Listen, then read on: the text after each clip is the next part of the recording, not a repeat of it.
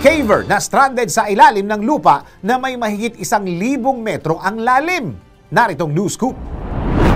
Ligtas na nailabas ang isang American caver na na-stranded sa ilalim ng lupa sa Turkey na may higit 1,000 talampakan lalim sa lupa. Kinilalang American caver na si Mark Dickey, 40 anyos, at nakulong sa ilalim ng lupa mula August 31 matapos makaranas ng gastrointestinal bleeding na higit sa 3,400 na talampakan ng lalim.